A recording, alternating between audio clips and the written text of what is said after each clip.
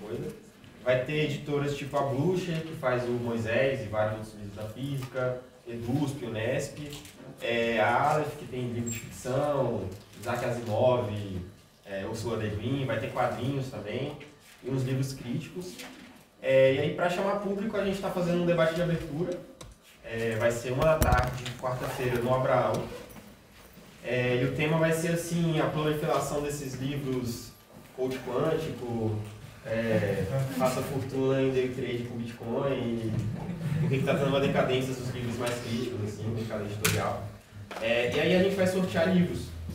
Vão ser 7 livros nesse debate de abertura, e vão ser 5 livros no Happy Hour na sexta-feira, vai ser a partir de umas 7 horas lá no Centro Acadêmico.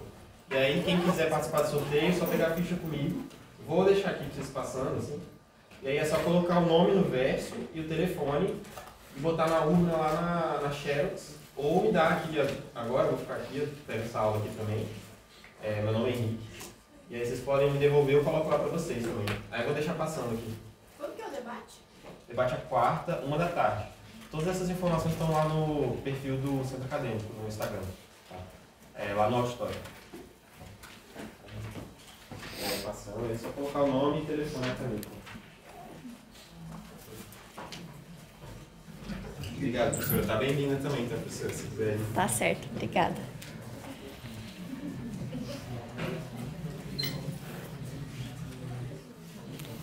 Ok. Vamos começar a aula, então. Alguma dúvida ou pergunta sobre as aulas anteriores? Ok, então se aparecer, vocês perguntam aí ao longo da aula. Bom, na aula de hoje, a gente vai terminar essa parte de EDOs lineares homogêneas. Na aula que vem, a gente ainda vai falar de EDOs lineares, mas a gente vai falar sobre EDOs lineares não homogêneas. Bom, e para hoje a gente vai ver um método que é bem mais geral do que o que a gente tinha visto na aula passada, que era específico para EDOs homogêneas, com coeficientes constantes. Hoje a gente ainda supõe que as EDOs são homogêneas, mas agora a gente não vai supor mais que os coeficientes são constantes, tá? E esse método aqui, ele é muito bom porque ele ajuda a gente a encontrar pelo menos uma aproximação para a solução de EDOs muito gerais. Então, apesar dele ser mais difícil, como vocês vão ver, bem mais chatinho de aplicar do que o que a gente tinha visto na aula passada, da aula passada era muito restrito, enquanto esse é bem mais abrangente. Para a aula de hoje, eu sugiro que vocês sigam pela bibliografia do Afken, especialmente a seção 1.1, para quem nunca ouviu falar de séries infinitas, série de potências. E aí depois tem esse método de Frobenius na última sessão do capítulo 7. Eu não sei, não lembro, não olhei qual que é a sessão, mas depois eu coloco aqui e coloco lá no Moodle isso aqui completo para vocês, tá? As notas de aula do Gabriel não tem essa parte de soluções em série. E as notas do João tem essa parte de solução em séries, mas para sistemas de EDOs, então é um pouquinho mais geral do que o que a gente está fazendo aqui, mas é a mesma ideia, como vocês podem ver lá, tá? Mas eu vou seguir mais de perto o Afken na aula de hoje. Ok, vamos recapitular o que a gente fez na aula passada, especialmente aquela última parte de raízes complexas que a gente fez bem na correria, né, na aula passada. Então, vamos ver, a gente falou de EDOs lineares homogêneas de segunda ordem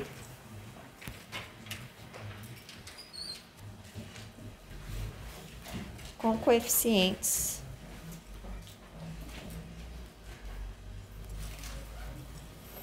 constantes. Y duas linhas, mais A1, Y' mais A0 igual a zero, em que A1 e A0 são números reais, constantes, tá? O método que a gente vai ver mais pra frente vai permitir que a gente trate A1 e A0 não constantes. Especialmente bom quando A1 e A0 forem polinômios. Ok.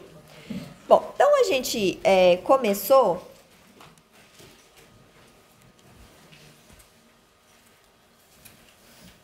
procurando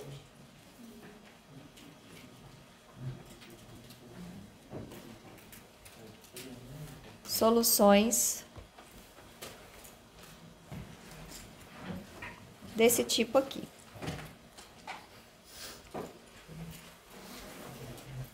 Tá? Então, chutei uma fórmula para a solução.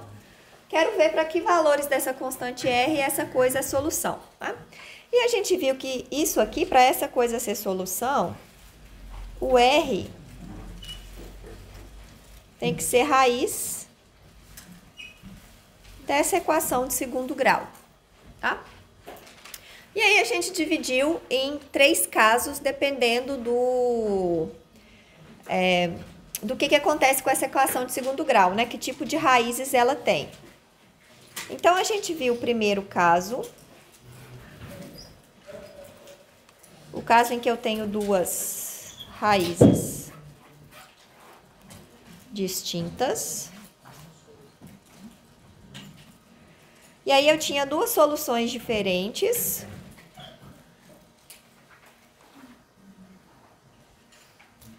Reais, né?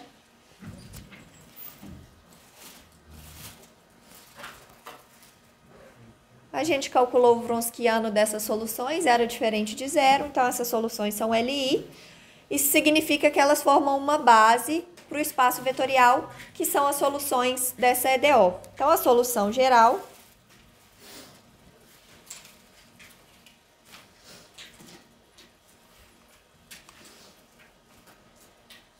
é y de x igual a C1 exponencial de R1x mais C2 exponencial de R2x. E aí, essas constantes C1 e C2 são as constantes arbitrárias que eu tenho na solução da EDO, podem ser determinadas se eu tenho as condições iniciais. Então, dadas as condições iniciais, eu determino essas duas constantes. Ok.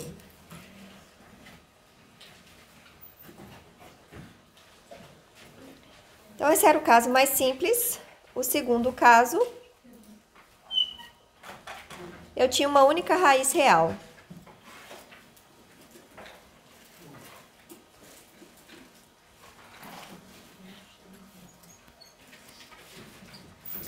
Aí, a gente tinha uma solução, que era exponencial de Rx, mas como eu tenho uma equação de segunda ordem, eu preciso de N, né? De segunda ordem, eu preciso de duas. Então, a gente procurou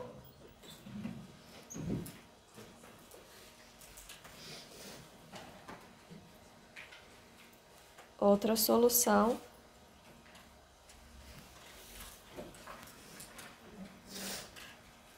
na forma y de x igual a p de x exponencial de Rx.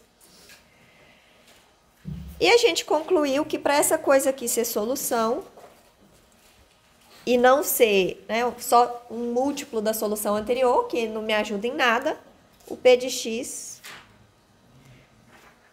tem que ser x. Na verdade, a gente viu que podia ser um polinômio de primeiro grau, mas eu só quero um, né? Então, a gente pega o mais simples. Ops, aqui é y1.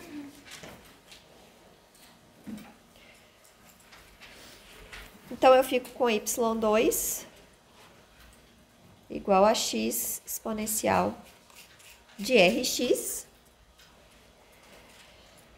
E a solução geral, a gente calculou o Wronskiano também dessas duas soluções.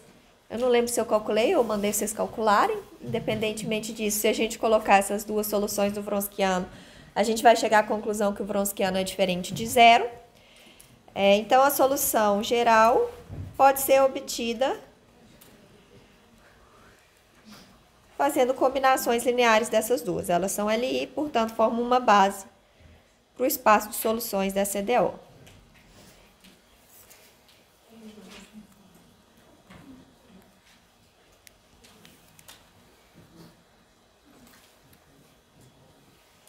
ok?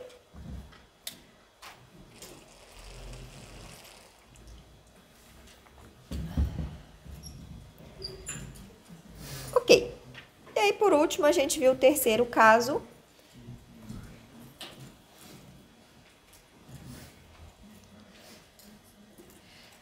Duas raízes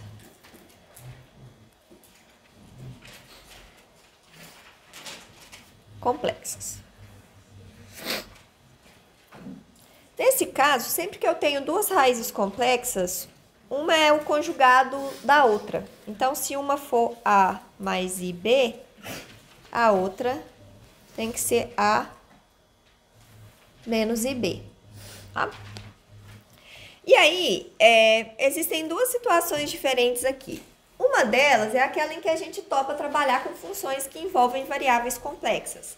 Às vezes, o nosso problema já envolve variáveis complexas desde o início. Por exemplo, se a gente está trabalhando com sistemas da física quântica, a própria equação diferencial já vem com um número complexo nela. Então, a gente vai trabalhar com números complexos o tempo todo. Então, não preciso ter o trabalho de procurar uma solução real, sendo que eu já estou trabalhando com números complexos o tempo todo. Se esse é o caso, eu posso simplesmente aceitar soluções que são exponenciais complexas, que é exponencial de AX cosseno de BX mais I seno de BX. Normalmente na física quântica, né, só pensando nesse exemplo, que é o mais fácil aqui de pensar, a gente nem expande a exponencial desse jeito, a gente trabalha com a exponencial complexa mesmo e segue a vida, sem fazer essa expansão em termos do cosseno e do seno.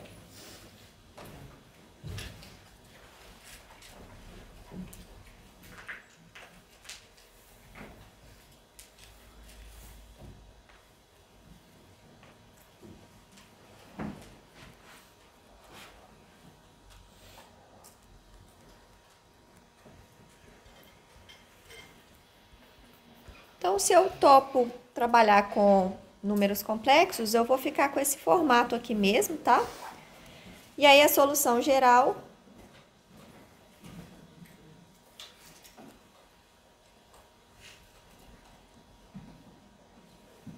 é y de x, C1 exponencial de A mais IBX, mais C2 exponencial de A menos IBX. Lembrando que se eu estou topando trabalhar com números complexos, então tudo que a gente fez, sempre pensando em todos os números reais desde o início, eu posso trocar tudo para números complexos. Y de x é uma função que toma valores em C ao invés de R. Todas essas constantes que aparecem na equação diferencial podem ser complexas, podem ser todas tratadas da mesma forma. E, portanto, essas constantes C1 e C2 aqui podem ser complexas também, tá? Se isso fizer sentido para o seu problema, beleza. Morreu aqui a equação diferencial. Mas em muitas situações, eu estou trabalhando sempre com funções reais, coeficientes reais, eu quero encontrar soluções reais. Números complexos aparecerem aqui não faz sentido para mim. Então, nessa situação, eu vou entender essas funções y e y2 como um passo intermediário para eu buscar soluções reais, tá? E aí eu vou olhar para duas soluções especiais, que são essas duas combinações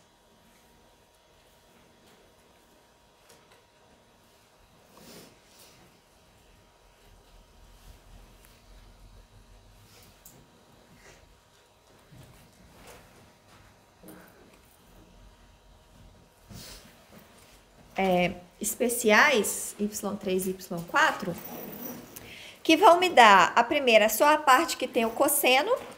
Então, isso aqui é exponencial de AX cosseno de BX. E a segunda vai me dar só a parte que tem o seno. Então, isso aqui vai me dar exponencial de AX seno de BX. Que são funções que envolvem apenas números reais, tá? Então, eu posso agora usar essas duas funções para encontrar a solução geral. Então, a solução geral vai ser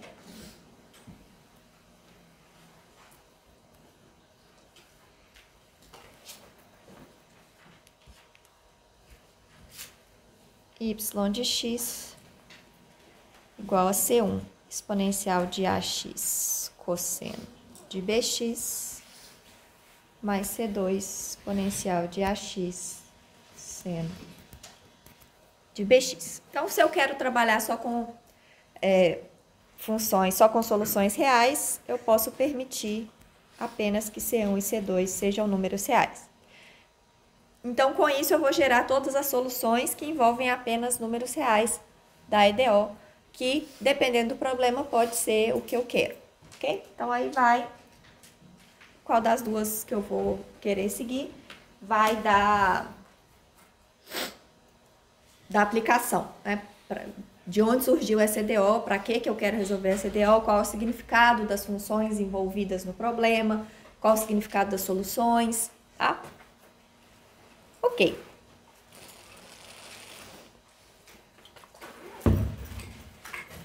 Perguntas?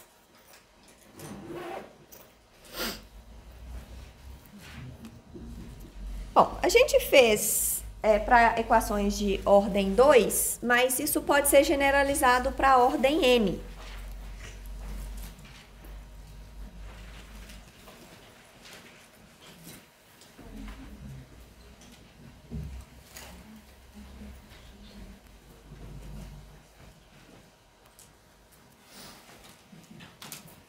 Então, eu tenho uma EDO de ordem n com coeficientes constantes.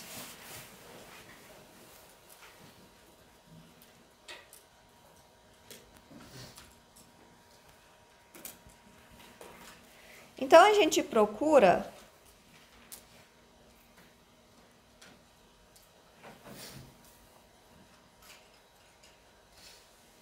soluções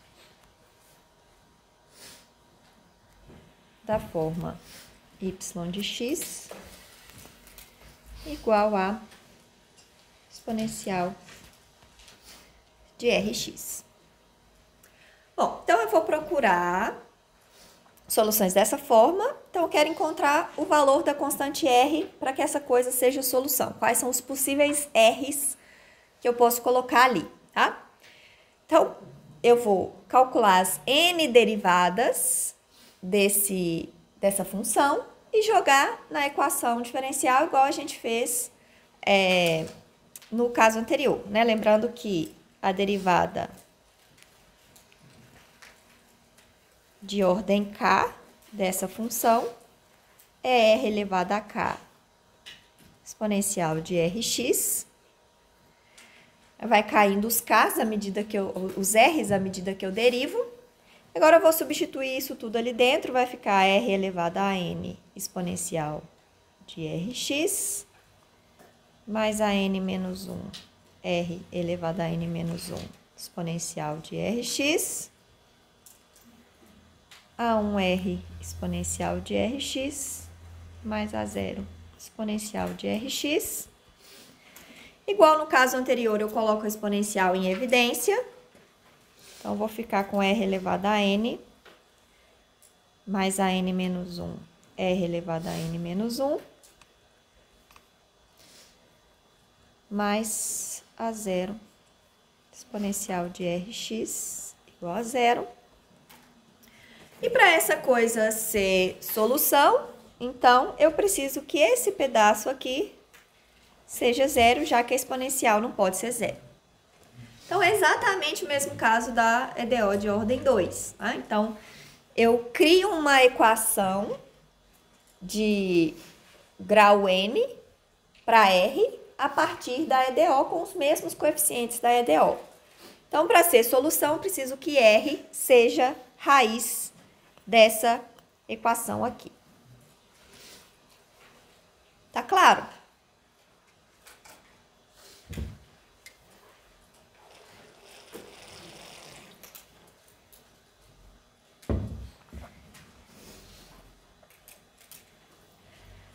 Ok. Então, R deve ser solução de R elevado a N mais a N menos 1, R elevado a N menos 1, mais A1R mais A0, igual a zero. Então, agora, ao invés de resolver uma equação de segundo grau, tem que resolver uma equação de grau N, tá? Que nem sempre é trivial de encontrar as raízes, mas, a princípio, eu sempre posso encontrar essas raízes. Agora, eu vou ter vários casos, né? Eu posso ter raízes repetidas várias vezes. Então, vou resumir aqui o que acontece, né? No caso geral, dependendo do que acontece. Então, a primeira coisa é que a fatoração dessa equação aqui está garantida pelo que a gente chama de teorema fundamental da álgebra.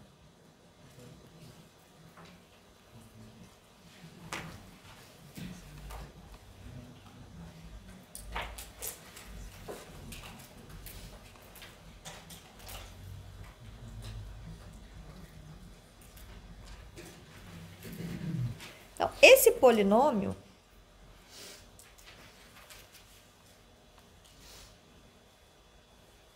sempre pode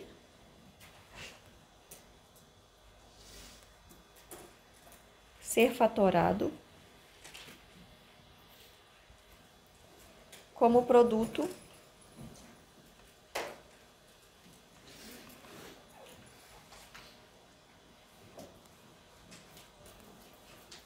de polinômios de primeiro grau em C. Então, nos números complexos, todo polinômio pode ser fatorado como um produto, nesse caso, como aqui o grau é N, eu vou ter N polinômios de grau 1. Tá? Então, essa equação aqui eu posso reescrever como sendo R menos R1, R menos R2, até R menos Rn. Então, tenho N raízes. E agora, o que pode acontecer aqui, né? O que a gente vai ter que diferenciar é a multiplicidade dessas raízes e se elas são reais ou complexas, tá? Então, primeiro vamos pensar nas raízes reais.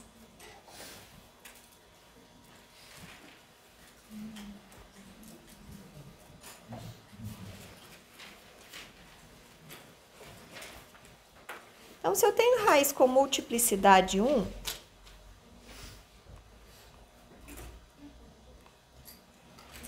então eu tenho uma solução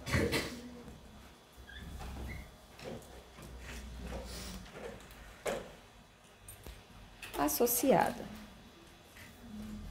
que é y1 de x igual a exponencial de rx. Professora, Oi. desculpa pedir isso, mas você pode avisar quando você troca o slide, porque senão não dá para copiar. Tá bom, vou tentar ir mais devagar.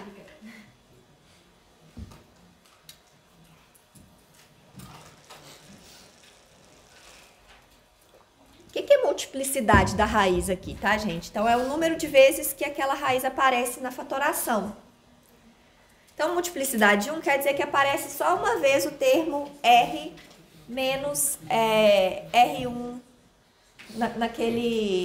naquela fatoração. Pode aparecer como multiplicidade maior. Então, multiplicidade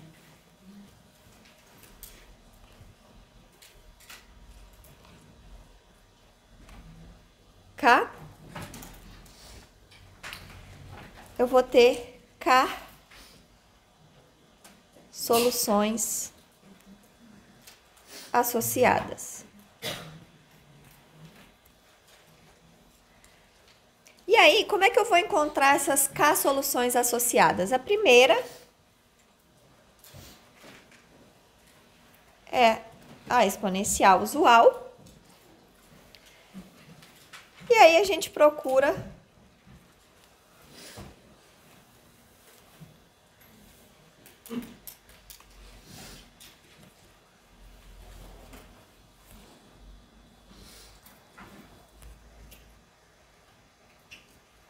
igual a P de x exponencial de Rx. Não vou fazer aqui de novo, tá? A gente já fez para o caso 2, pra vocês já entenderam a ideia. Então, para eu encontrar essas outras soluções aqui, eu tenho que derivar, vou ter que usar a regra do produto aqui várias vezes para calcular as várias derivadas dessa função, que é um produto, né, de P vezes exponencial. Jogo todas essas coisas lá na EDO, vou ter que manipular isso tudo, vai dar uma continha um pouco chata. Uso as propriedades do polinômio, né? Do fato de que R é uma raiz do polinômio com multiplicidade K. E no final, essa coisa toda vai me dar K menos uma outras soluções. Y2 de x igual a x exponencial de Rx. Y3 de x, x ao quadrado.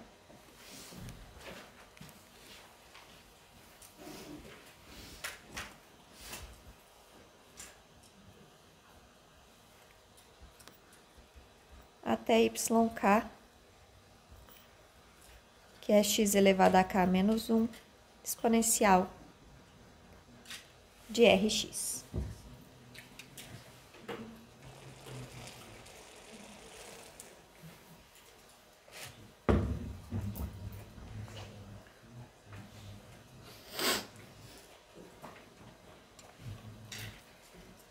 Tá claro até aqui? Então, não fiz a conta, tá?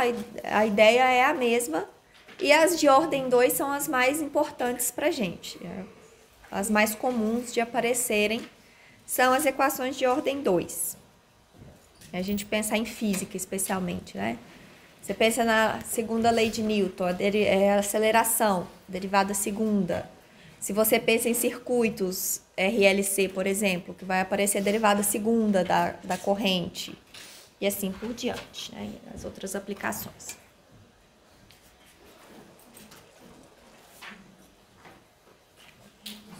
Oi. Toda raiz daquela multiplicação de polinômios vai gerar uma solução? Como? Toda raiz daquela... Toda raiz. Então, no final das contas, vamos relembrar o que eu preciso, né? Eu tenho uma equação de ordem n. Eu preciso de n soluções, tá? Cada raiz vai gerar o número de soluções correspondente à multiplicidade. Então, polinômio de ordem n, eu vou ter n fatores, n polinômios de grau 1. Se esse polinômio aparece uma vez só, eu vou ter a exponencial essa exponencial aqui como solução, tá? Se eu tenho todas as raízes distintas, eu já tenho ali n soluções diferentes, vou calcular o Wronskiano, vai dar diferente de zero, beleza, tenho n soluções, ok?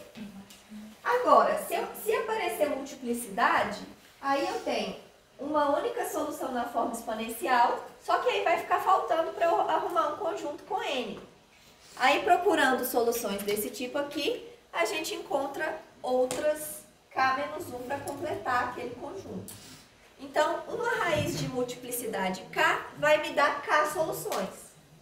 No final, se eu somar as soluções para todas as raízes, eu vou ter um conjunto com n, que é o que eu preciso. A solução geral vai ser combinação linear de todas elas. Tá? Mais alguma pergunta?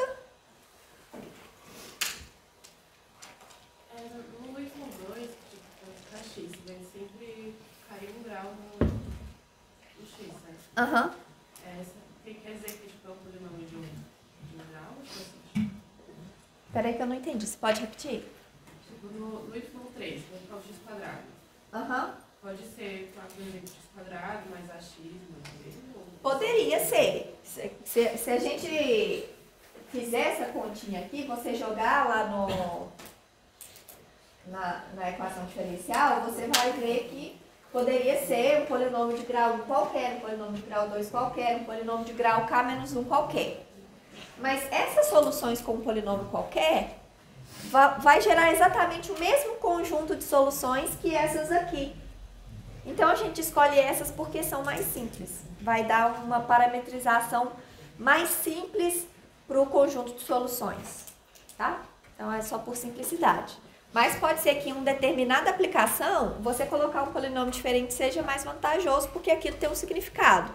E aí tudo bem, tá? Aqui é só por simplicidade mesmo que a gente escolhe esse. Pode repetir só porque que a gente procura k-1 outras soluções? Porque eu preciso, para gerar o conjunto de soluções no final, n soluções. Se eu tenho multiplicidade 1, eu ganho uma solução. Se eu tenho multiplicidade k, eu preciso de k, para no final, quando eu somar todas, eu obter n.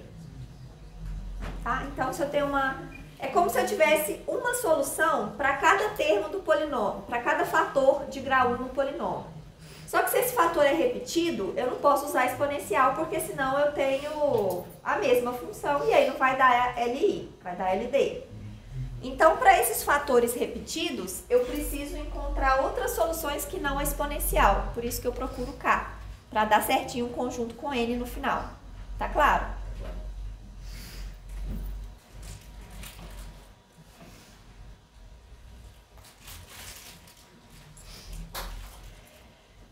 Ok. E se eu tenho raízes complexas,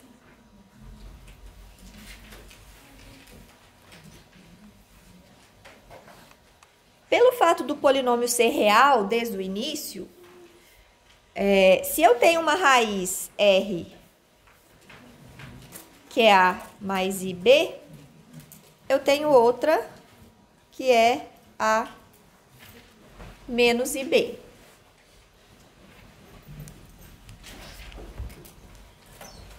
E aí, eu posso, de novo, usar as exponenciais complexas, se eu quiser trabalhar com números complexos. Ou então, se eu tiver aqui multiplicidade 1 dessas duas raízes,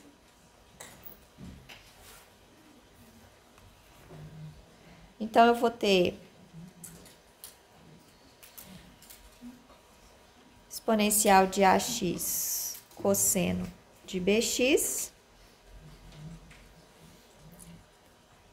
exponencial de AX seno de BX. Então, a partir dessas duas raízes complexas, se eu não quiser trabalhar com exponencial complexa, eu gero essas duas funções reais, tá?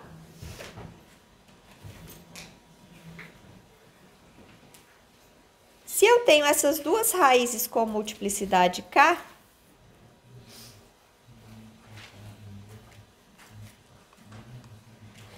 então aqui ao invés de duas, né, para essas duas raízes, eu vou precisar de 2 vezes K, por causa da multiplicidade das duas raízes. E aí a gente gera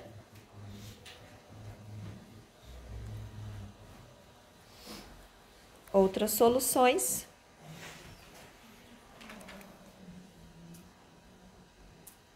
Multiplicando essas duas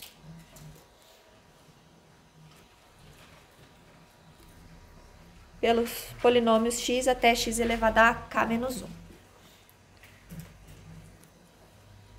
A mesma ideia, só que aqui, como eu não quero trabalhar com as exponenciais complexas, eu pego essas duas exponenciais e transformo nessas outras duas funções que envolvem seno e cosseno. E aí, a solução geral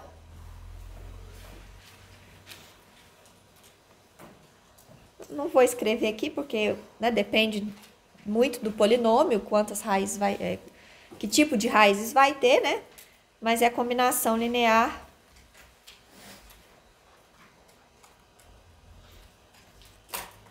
de todas essas.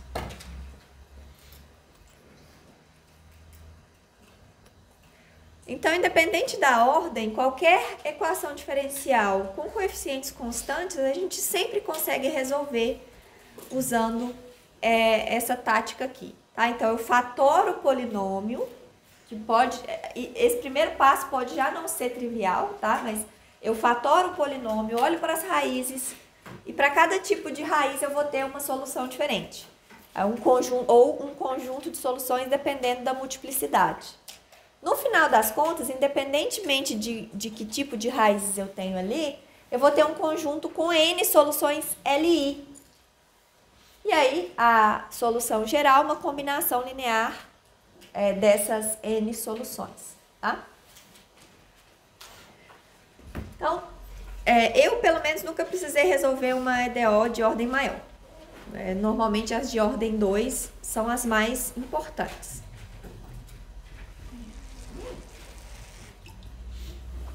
Perguntas até aqui?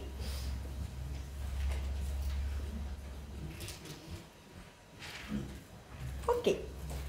Agora, a gente vai esquecer um pouco esses coeficientes constantes e vamos olhar para EDOs lineares gerais que não têm coeficientes constantes, tá? E para isso, a gente vai usar um método de solução que é muito chato de fazer, as continhas, como vocês vão ver, mas que, por outro lado, permite a gente resolver EDOs de maneira muito mais abrangente.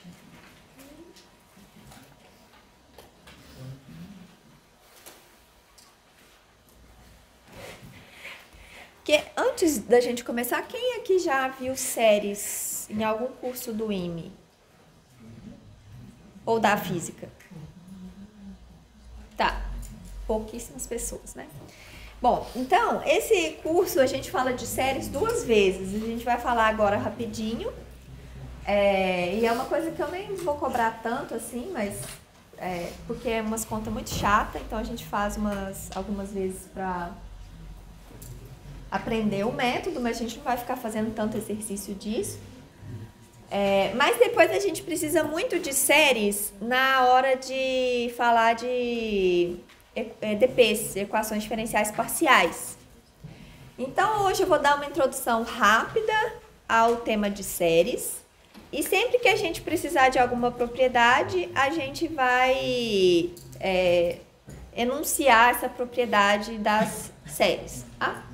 E aí, claro, vocês podem me perguntar sempre que tiverem alguma dúvida, mas não dá para aprender tudo de séries aqui, né? Que aqui eu vou fazer uma introdução bem rápida ao tema. Depois vocês vão ver isso em algum curso na vida de vocês aí.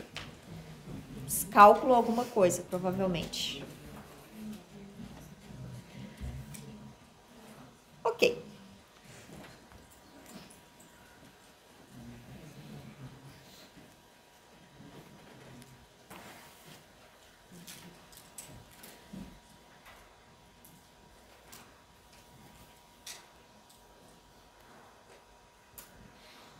Também conhecido como método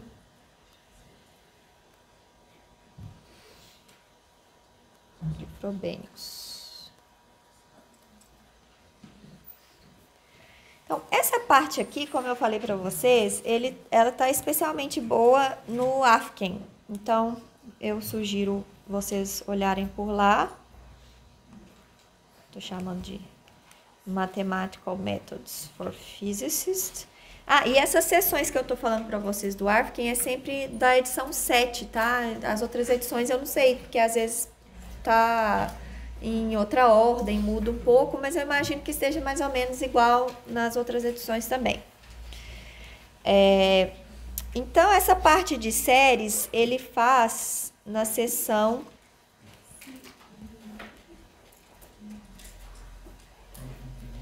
1.1. Então, eu recomendo que vocês estudem por lá. Eu vou pedir para o monitor dar bastante foco nessa parte durante as monitorias. E depois a parte de EDOs mesmo é o finalzinho do capítulo 7. Eu não lembro exatamente qual que é a sessão, mas é o finalzinho do capítulo 7.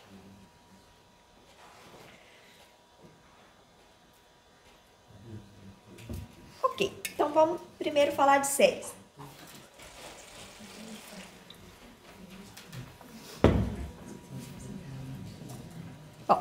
falar de série, a gente começa falando de sequências. Isso aqui eu imagino que vocês tenham visto um curso de cálculo 2, sei lá, quando vocês aprenderam limite. Cálculo 1, cálculo 2. Então, eu tenho uma sequência.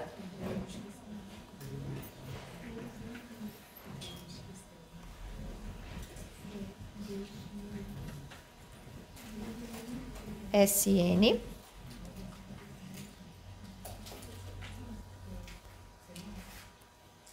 Com N natural. Tem limite.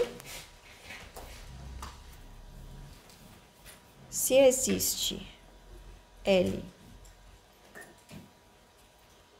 então cada SN também é um número real, né?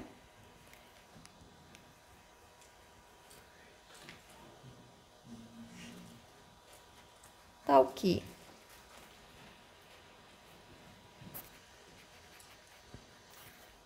para todo epsilon maior que zero, existe um número natural N, Nzão,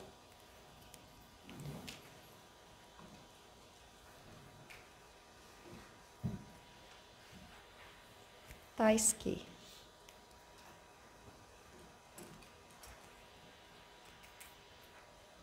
se N for maior do que Nzão, então necessariamente o módulo de Sn menos L tem que ser menor do que epsilon. Qual que é a ideia que está por trás aqui dessa definição?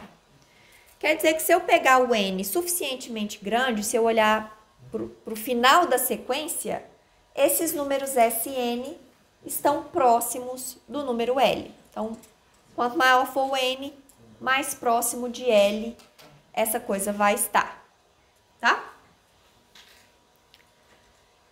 E aí, quando isso acontece, a gente diz que limite quando N tende a infinito de Sn é igual a L. Então, à medida que o N cresce, os termos dessa sequência vão ficando mais próximos de L. Tá clara a ideia dessa definição aqui? Um exemplo.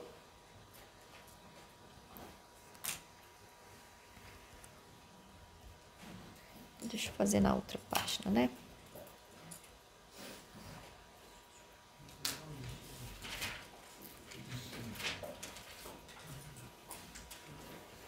Se o Sn é igual a 1 sobre N,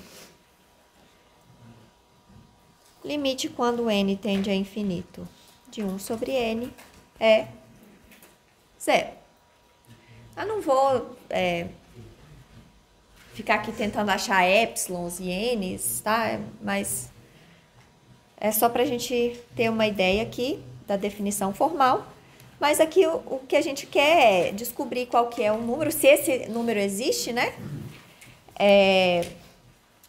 Para o qual essa sequência de números aqui se aproxima. Pode ser que esse número não exista. Então, se eu tenho Sn igual a menos 1 elevado a n, essa sequência aqui não tem limite.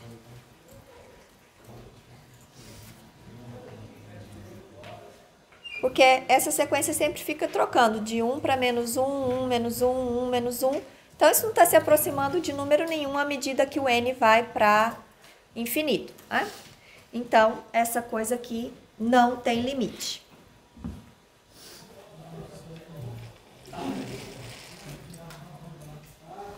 Agora, uma série é um tipo especial de sequência.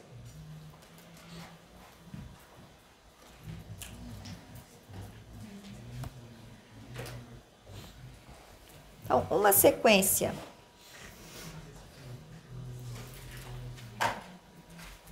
Sn, em que esse Sn é obtido do Sn menos 1, somando um termo adicional. Então, isso aqui é somatório de I igual a 0 até N de um certo número, um certo conjunto de números, o n. Então, como é que eu estou gerando os números dessa sequência? O zero, ó, S0 é o 0, S1 é o 0 mais o 1, S2 é o 0 mais o 1 mais o 2, e assim por diante. Então, eu pego o termo anterior, né? Então, Sn é Sn menos 1 mais o n. Então, essa sequência é chamada de uma série.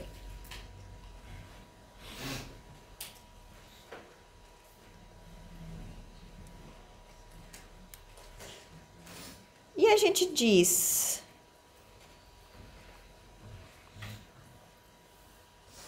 que essa série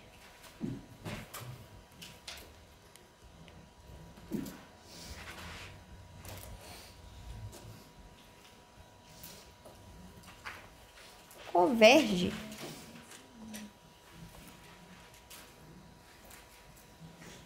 se o limite da sequência existe.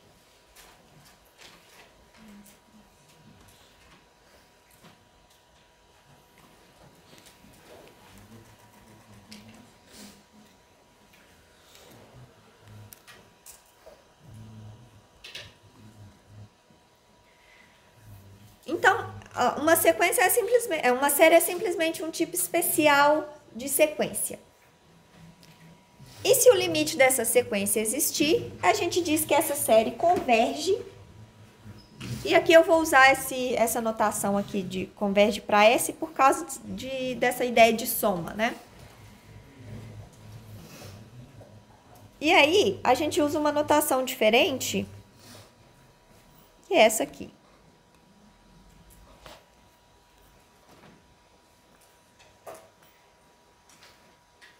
Então, se esse limite existir, a gente representa esse limite com essa notação aqui, tá? Essa soma infinita. Mas, assim, soma infinita não existe. Isso aqui é uma notação para esse limite dessa soma aqui, quando n vai para o infinito, ok? Então, essa soma infinita não existe, mas a gente trabalha com essa notação o tempo todo, tá? Então, não é a primeira vez que vocês vão ver isso aí. Não é a última vez que vocês vão ver isso aí, tá? Pode ser a primeira, mas vocês vão ver isso várias vezes aí.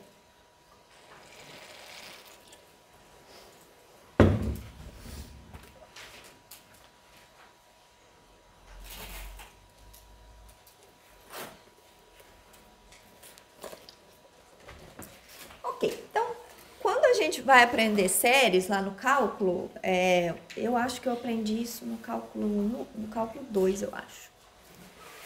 A gente passa um bom tempo estudando o que a gente chama de métodos de convergência, que são testes para a gente dizer se essa série aqui, se esse limite existe ou não. Então, tem vários testes que a gente pode aplicar.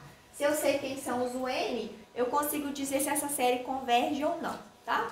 Eu não vou entrar em detalhes aqui, porque a gente não vai precisar desse tipo de série aqui desse jeito agora. A gente vai complicar um pouquinho mais. E aí eu vou falar para vocês um teste de convergência que a gente vai usar. Mais ou menos, né? Mas quem tiver curiosidade pode dar uma olhadinha lá no ar, quem está resumido, né? Na seção 1.1, porque isso com certeza vocês vão precisar de novo. Então vale a pena já dar uma verificada lá nessas coisas. Perguntas?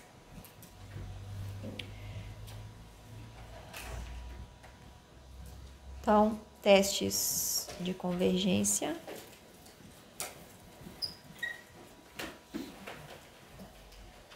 Convergência são métodos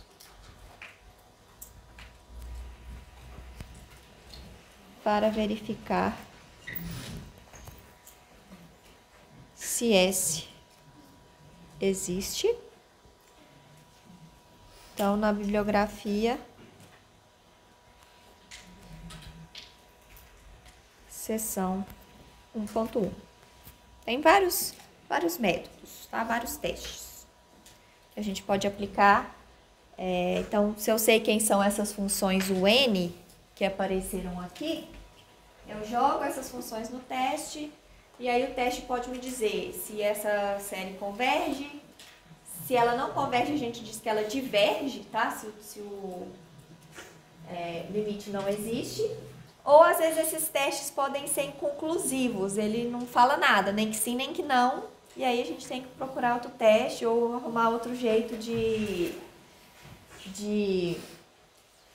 verificar o que acontece aí nesses casos, tá?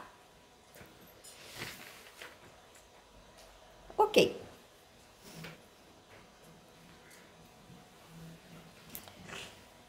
A gente está interessado em séries de funções.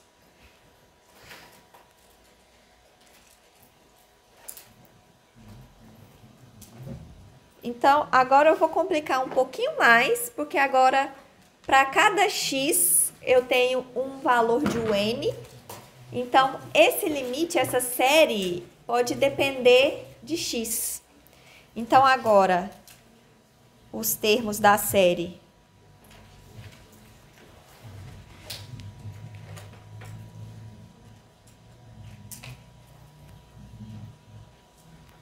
são funções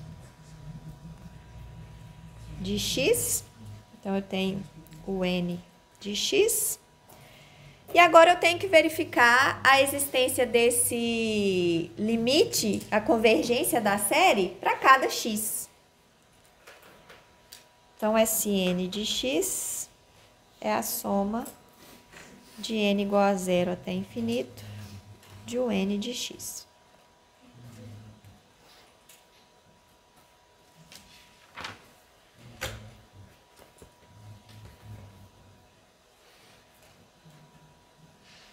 Então, isso aqui é o S, né? Então, isso aqui formalmente é limite quando n tende a infinito, de Sn de x, em que Sn de x é o 0 de x, mais o 1 de x, mais o n de x. Então, agora a gente tem para cada x uma sequência, e essa sequência pode convergir para alguns valores de x e divergir para outros valores de x. Tá? Então, daqui a pouco eu vou mostrar para vocês, para um caso especial, como que a gente faz para decidir isso.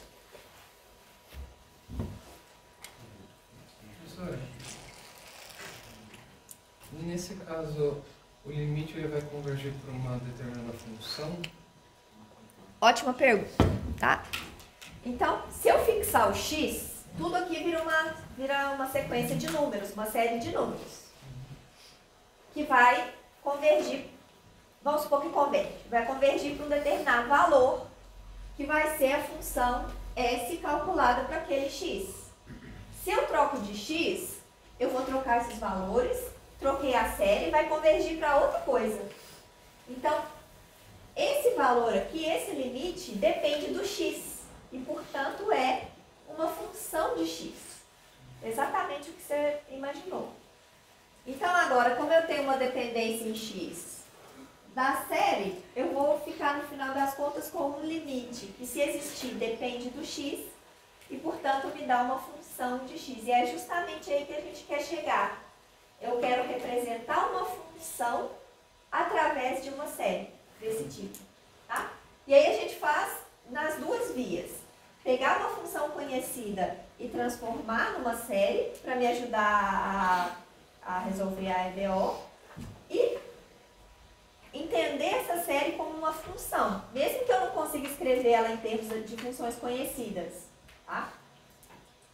Se eu tenho isso aqui, se eu sei que converge, eu tenho uma função de x. Eu posso não conseguir escrever essa função em termos de funções conhecidas, como exponencial, seno, cosseno, mas é uma função de x. Ok?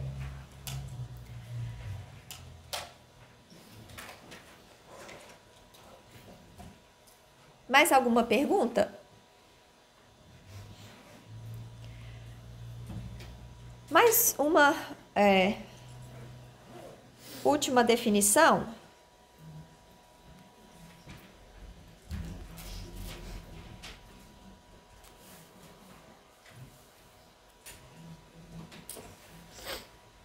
Metade do curso de cálculo 2 em 15 minutos, tá?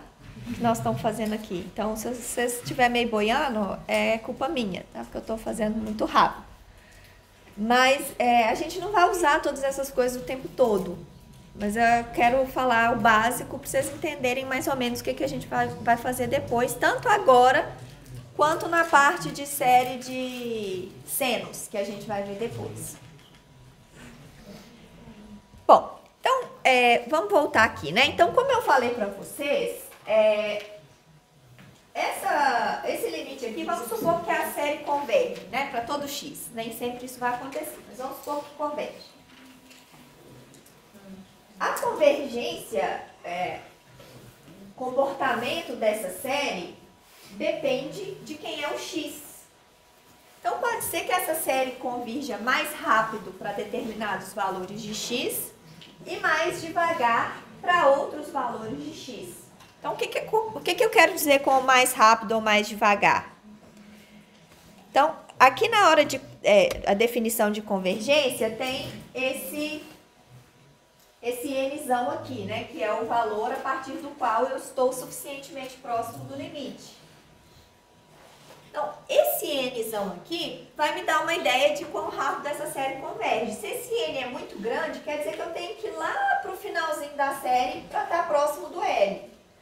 Se esse n é pequeno, quer dizer que logo no início eu já estou próximo do L. Então, se aquele n é pequeno, beleza, eu converjo rápido. Se aquele n é grandão, quer dizer que a série converge devagar. Então, pode ser que na hora de testar a convergência aqui, eu preciso de um n pequeno para alguns determinados x, então a série converge rápido, mas para outros valores de x eu preciso de um n grandão lá no final da série, tá?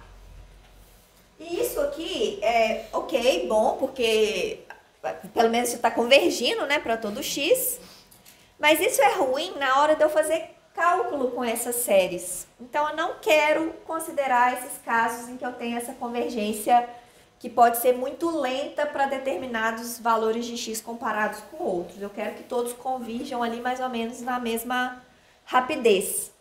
Então, o que eu vou exigir é que essa convergência aconteça com o mesmo nzão para todos os valores de x. Quando isso acontece, a gente diz que a série converge uniformemente, tá? Quer dizer que ela converge mais ou menos na mesma velocidade para todos os valores de x. A ideia intuitiva é essa.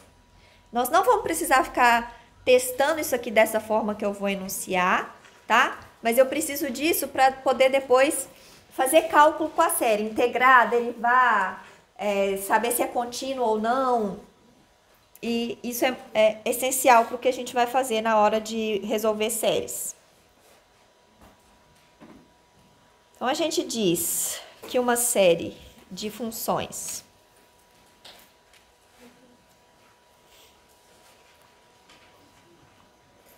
converge uniformemente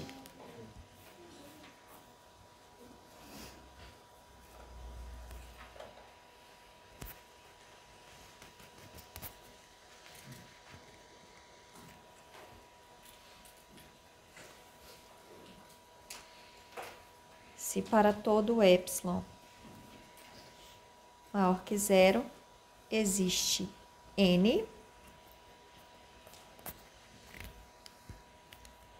pertencente a n tal que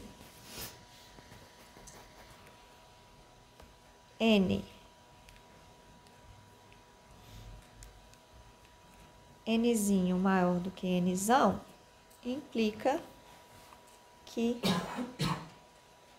somatório de n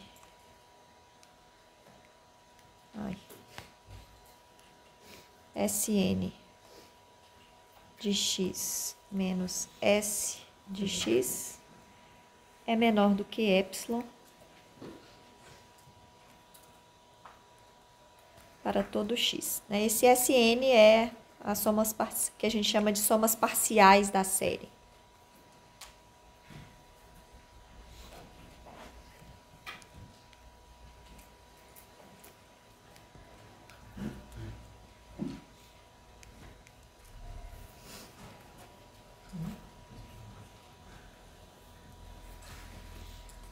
O que tem de diferente da definição de convergência?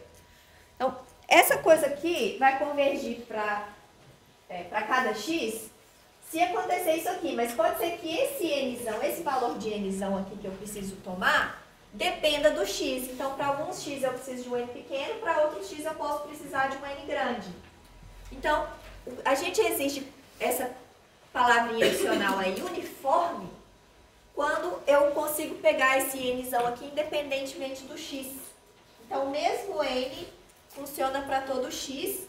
A ideia intuitiva por trás disso é que a convergência acontece na mesma velocidade para todos os valores de x. Tá? Para que isso é importante para mim?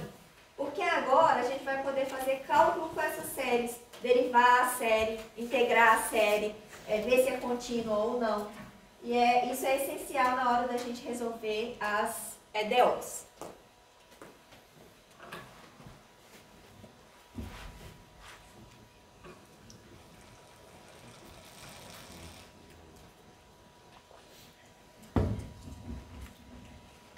Então, de novo, se vocês estão meio boiando, desculpa, a culpa é minha.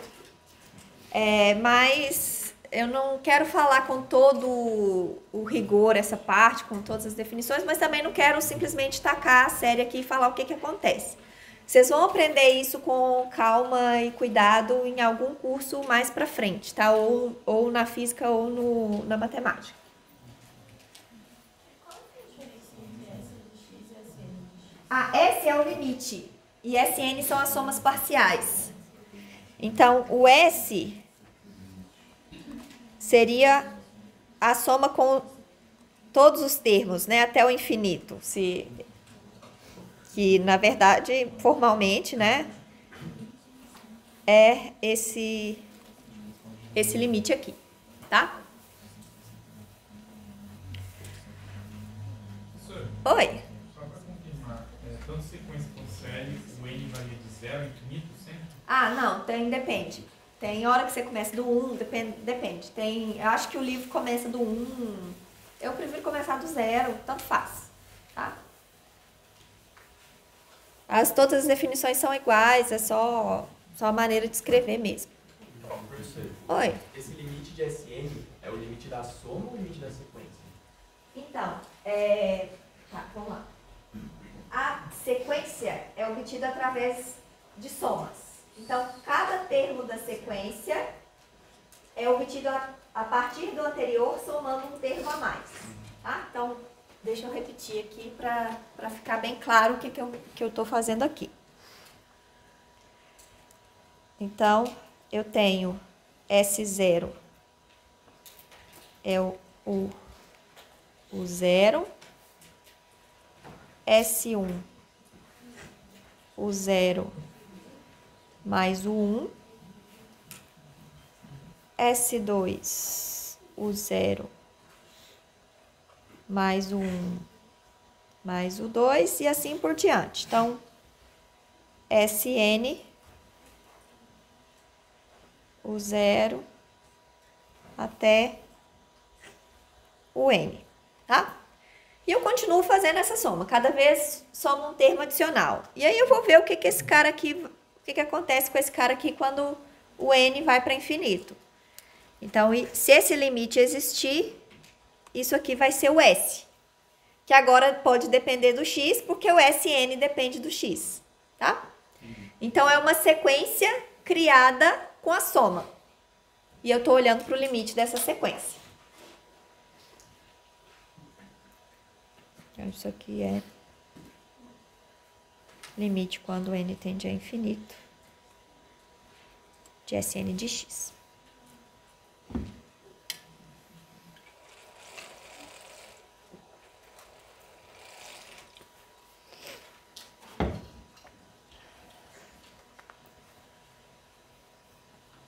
para que eu preciso dessa definição de convergência uniforme? Para isso que eu vou anunciar agora. Mais alguma pergunta até aqui? Então, propriedades.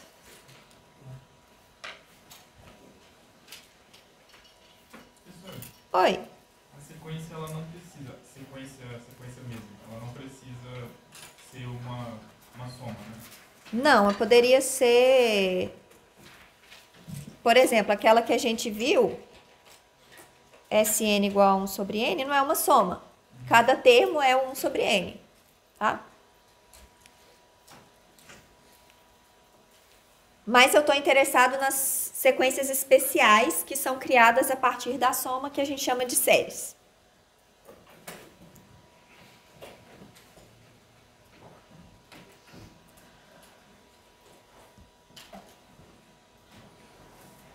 Então, quando a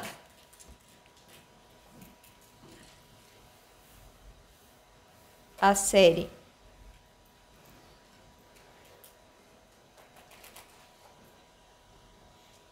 converge uniformemente,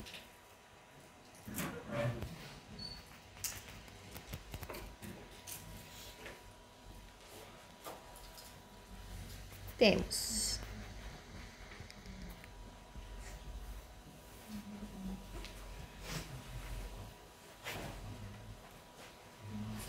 a função limite é contínua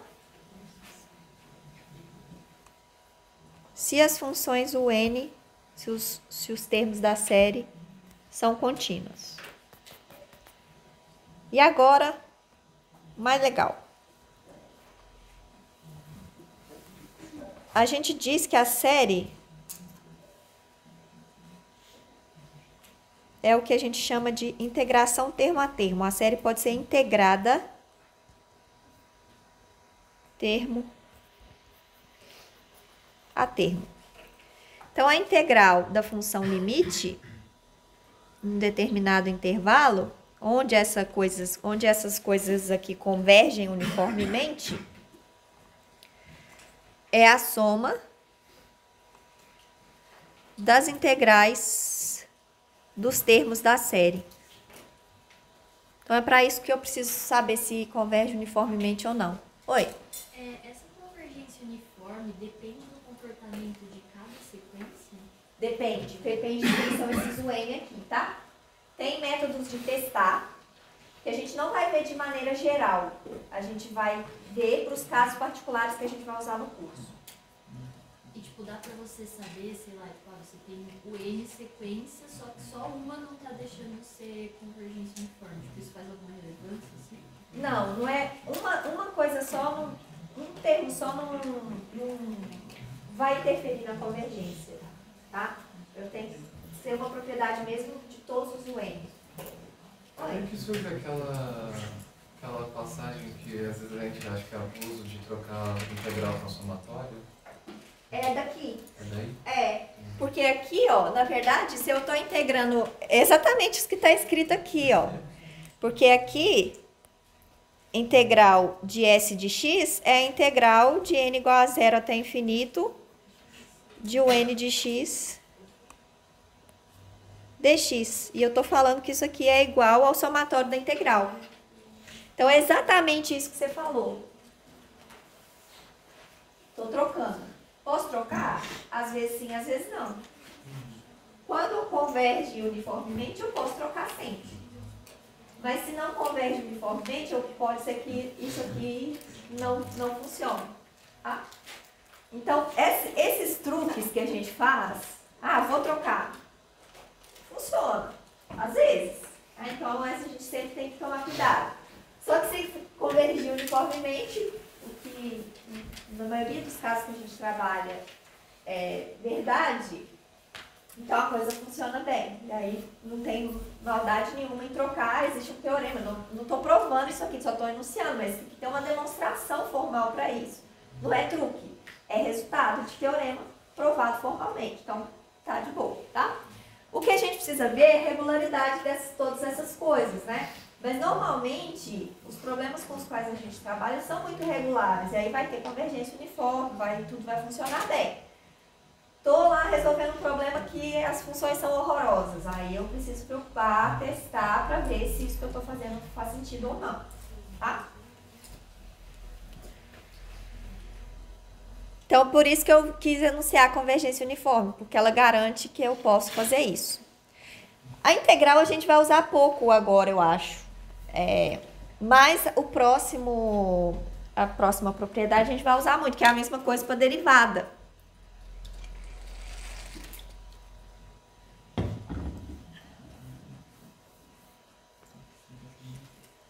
A derivada eu preciso de um pouquinho mais de condições, tá? Se as derivadas de cada função n forem contínuas e a série das derivadas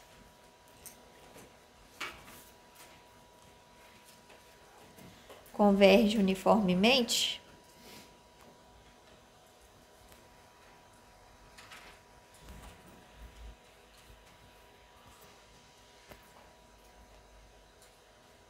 a série pode ser derivada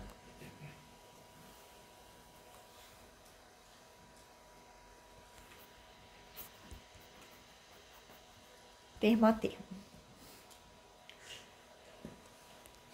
que é trocar a ordem entre a derivada e a somatório, né? Então, isso aqui vai ser somatório.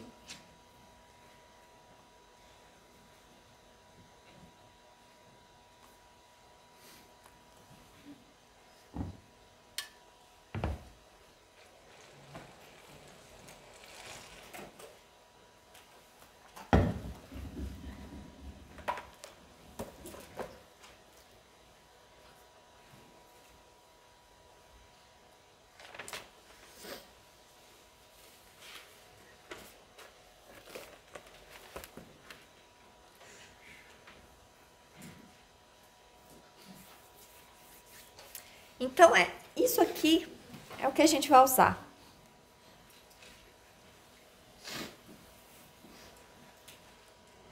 Então, a gente vai indiscriminadamente derivar as séries termo a termo, mas lembrando que isso é possível se essa convergência aqui acontecer, né? Se tiver convergência uniforme. Se não for, não tiver convergência uniforme, eu preciso tomar mais cuidado. Professor, Oi. ali na segunda linha dessa somatória de d n e dx, mesmo que... Aqui?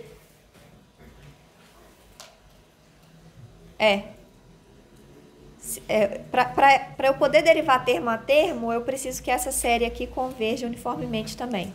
Então, tem um pouquinho mais de condições, tá?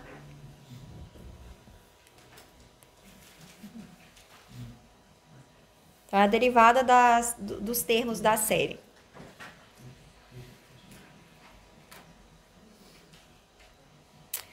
Mais perguntas?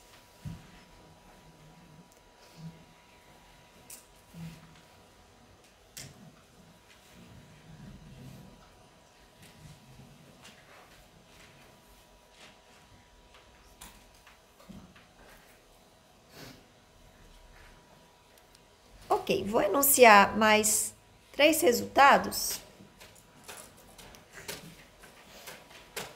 O primeiro deles é teste de convergência. Ah, não, antes disso. Exemplos.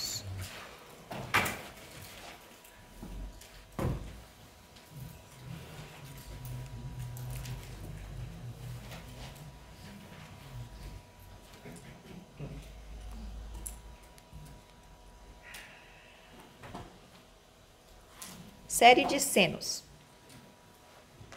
Então, eu vou definir uma função f de x.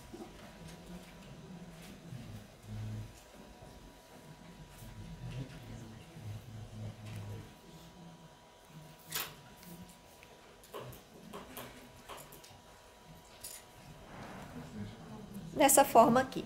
Tá? O porquê desse N π sobre L aí vai ficar claro para você, o significado físico disso vai aparecer nos próximos capítulos, tá? A gente vai trabalhar muito com esse tipo de série aqui na segunda parte do curso. Então, isso aqui são cenas dos próximos capítulos.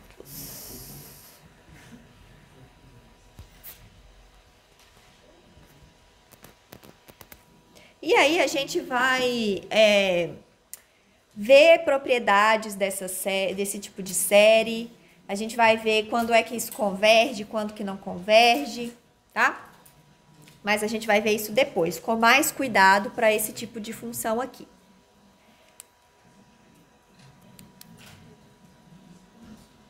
O que a gente vai trabalhar na aula de hoje e na próxima aula, porque eu acho que não vai dar tempo,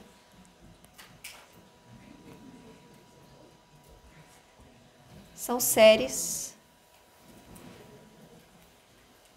de potência, que são polinômios. Então, a gente vai trabalhar com séries de potência desse tipo aqui.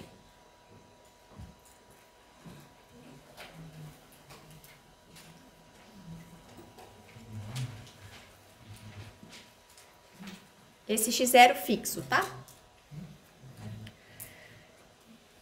E aí, dependendo de quem forem esses AN agora, números. Então, cada UN é AN x menos x0 elevado a N. Então, a sequência é formada por polinômios. O SN é um polinômio de grau N. Eu estou aumentando o grau do polinômio e estou vendo o que acontece quando o N vai para infinito. Então, se essa coisa convergir, eu vou ter uma função de x. Se converge uniformemente, melhor ainda, porque aí eu tenho boas propriedades para essa série, né? Porque aí eu posso derivar termo a termo, etc.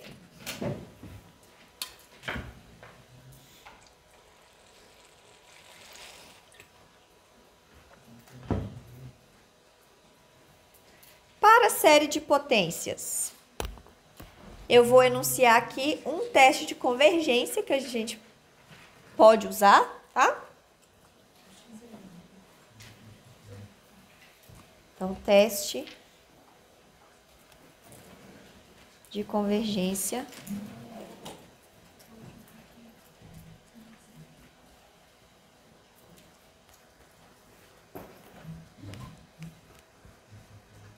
para a série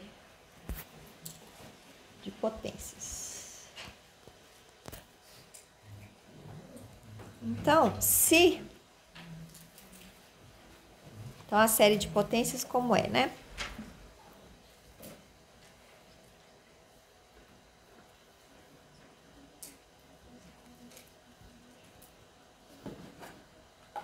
A série de potências, a convergência da série de potências é dada por esses coeficientes AN que aparecem aqui. Não estou provando de onde vem isso aqui não, tá? Eu estou só cuspindo o resultado aqui para vocês. Porque isso aqui não é o essencial para o curso, que é só uma ferramenta. Então, se limite, quando n tende a infinito, de módulo de AN mais 1 sobre AN é igual a R, então,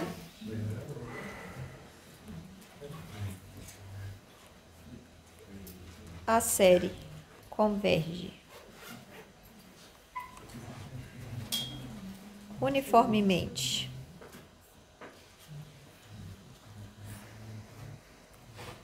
em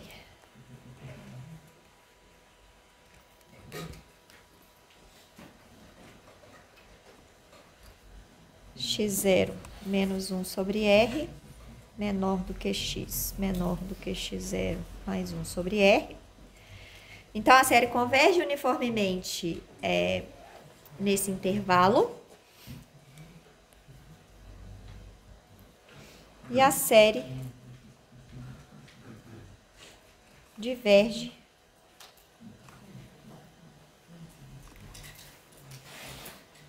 para x menor do que x0 menos 1 sobre r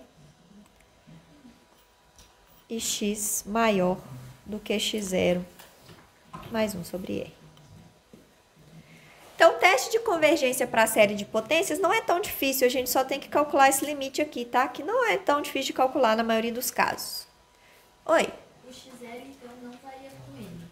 Não, o x0 é uma constante que é o que a gente chama de centro da série, tá? Eu quero uma série em torno do ponto x0. Ele é útil quando eu quero encontrar aproximações, quero estudar a função próxima do ponto x0. Se você não tem nada especial, escolhe x0 igual a zero. Que é o que a gente vai fazer daqui a pouco. Oi? Eu não entendi porque você definiu como converge em um x0 menos 1 sobre r. Tá. Então, olha só. Aqui eu tô no x0, né? Eu quero saber quando que essa série converge. Se eu substituir x igual a x0, observe que a série sempre converge, né? Vai sobrar só o termo de grau zero ali. Então, a série converge em x0, sempre. Agora, eu quero saber se existe mais uma regiãozinha em torno do x0 onde essa série converge. E aí, não estou provando, só estou contando para vocês o enunciado do teorema. O teorema diz que se eu andar 1 sobre r para cá, então andei 1 sobre r para cá e 1 sobre r para cá.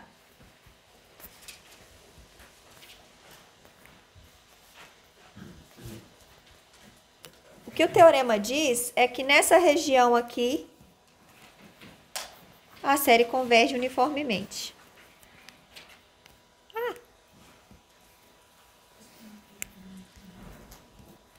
Nessa região aqui, a série converge uniformemente. Tá? Por isso o 1 sobre r ali, que tem a ver com esse limite. Tem a ver com a série. A série é que vai me dizer quem que é esse 1 sobre r. Fora desse intervalo, diverge, com certeza. E aí fica uma dúvida que o teorema não fala nada, que são esses dois pontinhos aqui, exatamente x0 menos 1 sobre r e x0 mais 1 sobre r. E aí é inconclusivo o teste, eu tenho que testar caso a caso, tá?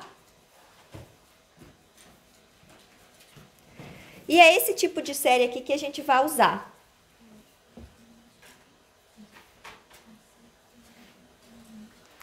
Mais perguntas até aqui?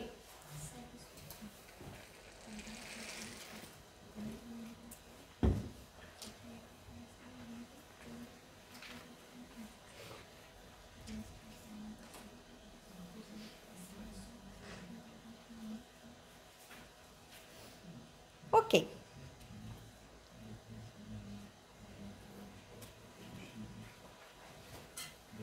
Mais duas coisas antes da gente pôr a mão na massa mesmo. Primeiro, uma coisa meio trivial, mas que, como a gente está falando de séries, né, que não é...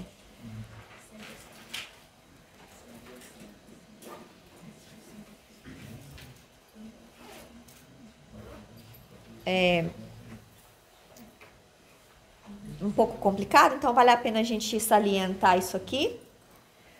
Se eu tenho duas séries de potências que são iguais,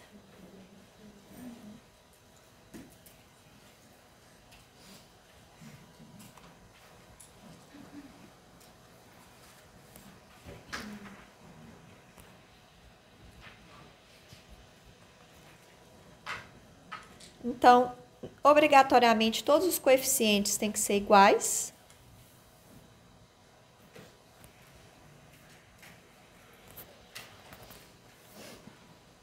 Então, eu não posso ter duas séries de potências que são iguais, mas que os coeficientes são diferentes. Então, tem duas séries de potências que aparentemente são diferentes, mas elas poderiam convergir para a mesma coisa para todo x. Isso não pode acontecer. Se eu tenho duas séries que convergem para a mesma coisa, todos os coeficientes dessa série têm que ser os mesmos. Isso também a gente vai usar bastante, porque a gente vai fazer o quê? A gente vai pegar uma série desse tipo, jogar na equação diferencial, ver o que acontece e igualar isso, né, com o outro lado da equação. E aí eu estou comparando duas séries que são diferentes. E aí eu vou usar o fato de que os coeficientes têm que ser iguais para poder encontrar os coeficientes dessa série. Oi? Você pode voltar rapidinho? Posso. Eu não entendi por que é 1 sobre R. É porque eu não provei o teorema. Isso vem dos testes de convergência. Tem um teste de convergência para séries que chama teste da razão. Você pode depois ir lá buscar no Arfken. Que ele diz o seguinte. Se eu pegar dois termos de uma série, não precisa ser série de potências. Tá? Uma série qualquer. Eu pego o Sn mais 1 e divido por Sn. E olho para esse limite. Se esse limite for menor do que 1, a série converge. Se esse limite for maior do que 1, a série diverge. E aí, aplicando esse teste da razão para esse tipo de série aqui, a gente chega nessa conclusão aqui, tá? Quando esse limite é maior ou menor do que 1. Tá? Então, é daí que vem, mas eu não provei, eu só estou enunciando para vocês, porque eu não estou querendo falar muito de série aqui, tá? Então, eu só cuspi o resultado aqui, né? Sem prova, então por isso que não dá para entender de onde que veio esse 1 sobre R.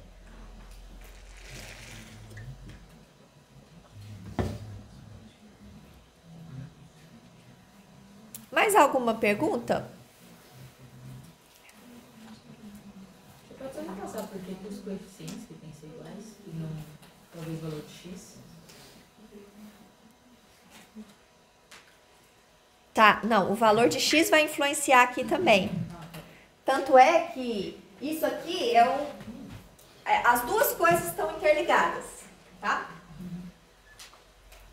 Se esse limite aqui for R, dependendo de quem é o x, essa coisa converge ou não. Então, quando eu comparo as duas, quem é o x e quem é esse limite, é que eu chego nessa coisa aqui, nesse intervalo aqui. Tá? Então, foi boa pergunta, porque se eu trocasse os coeficientes, eu teria um outro intervalo de x para os quais a série converge uniformemente. Então, as duas coisas estão interligadas.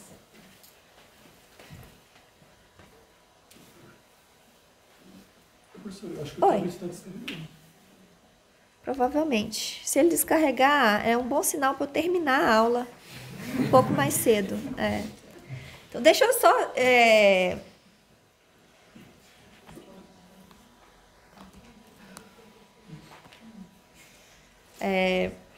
finalizar com a série de Taylor e deixar um dever de casa para vocês.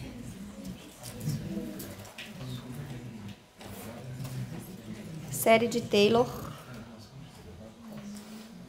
para f de x. Então, se eu pegar uma função qualquer, eu posso escrever essa função como uma série de potências em que os coeficientes vão ser as derivadas. Então, uma função f de x é somatório de n igual a 0 até infinito de fn de x0 sobre n fatorial x menos x0 elevado a n. Então, essa é uma série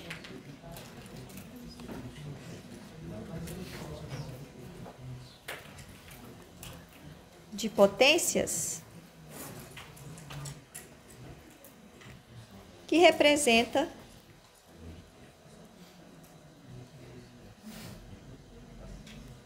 a função f de x próxima a x0. Dever de casa.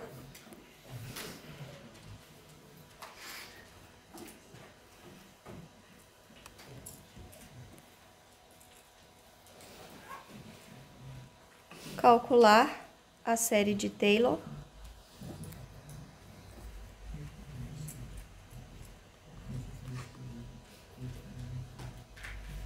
para exponencial de x cosseno de x e seno de x, que a gente vai usar na aula que vem, a do seno especificamente, do seno e cosseno.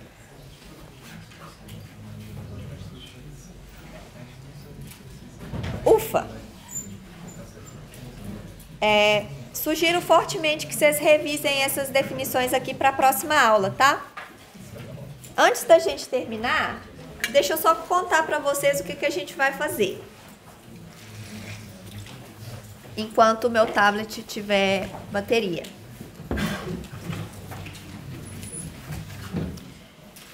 Então, a gente vai resolver EDOs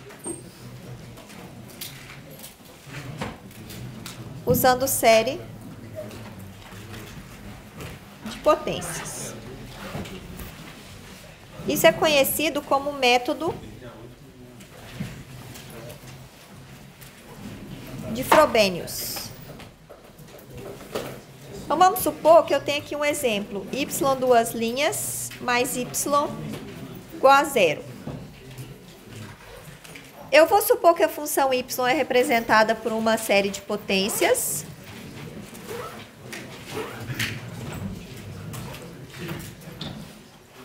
Vou calcular as derivadas termo a termo. Por isso que eu preciso de toda aquela coisa de convergência uniforme.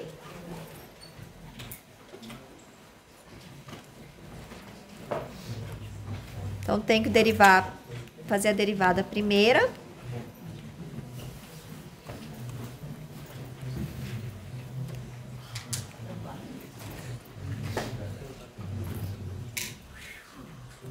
A derivada segunda.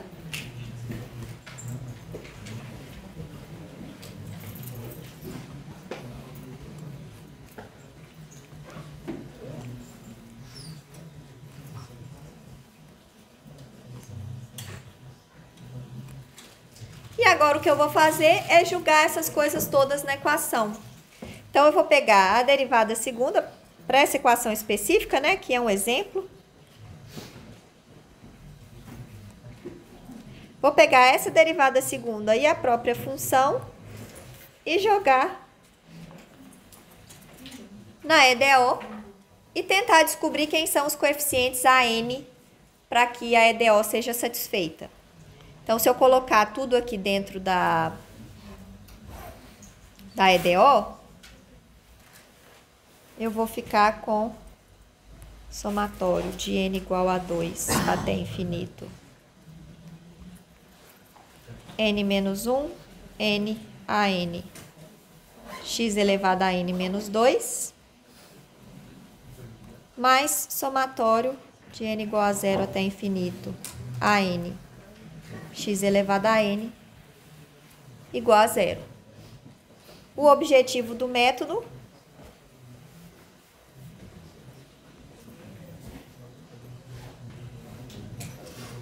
descobrir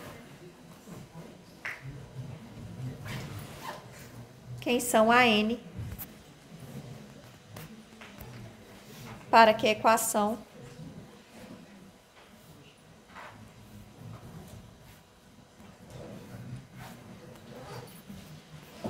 seja satisfeita.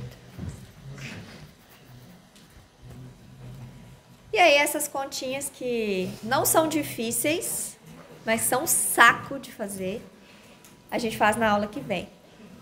Com o cérebro bem sem acordar às 8 horas da manhã, mas melhor do que agora, né? Com fome, antes do almoço. Nesse caso particular, ele apareceu a série de seno e cosseno. Exatamente. Gente, dá pra ver bonitinho a separação em séries de seno e cosseno.